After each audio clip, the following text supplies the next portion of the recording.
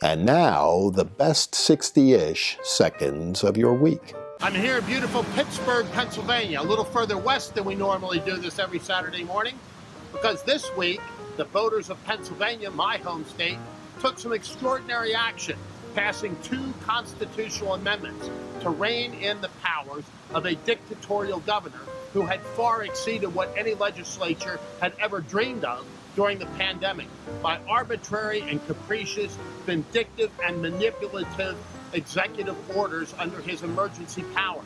People were tired of being locked in their homes, shut out of their businesses, and their kids kept out of school, and they voted resoundingly to rein in Governor Tom Wolf's powers. And across the state, there were 3 mayoral elections in Democrat cities where incumbent Democrats were run out of office, in Pittsburgh, in Harrisburg, and in Allentown. In each of those situations, you had multi-candidate fields, which normally are to the benefit of an incumbent. But this time around, incumbents lost each and every time. Finally, Republicans had record turnout. That says a lot about the energy and enthusiasm on the Republican and conservative side. That is a great forecaster of things that will happen in 2022.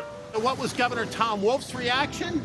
He went exactly the opposite direction that the people of Pennsylvania told him they want him and future governors to go. First of all, by trying to end run the people through administrative agencies and the bureaucracy, and secondly, by extending the emergency orders even further the day after the plebiscite was held by the people.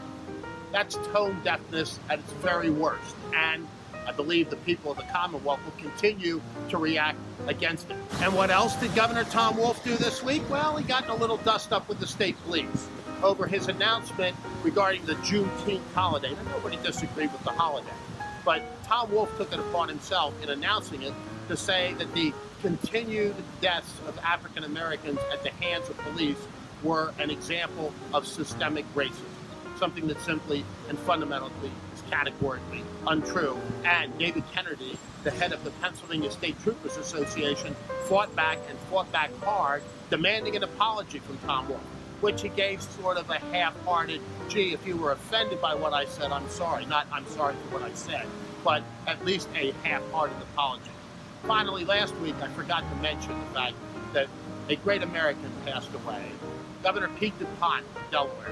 Pete DuPont was, in Congress, a very moderate Republican, but as a governor, he was somebody that believed in policies of economic growth and personal freedom, and he made them his mantra as governor of Delaware.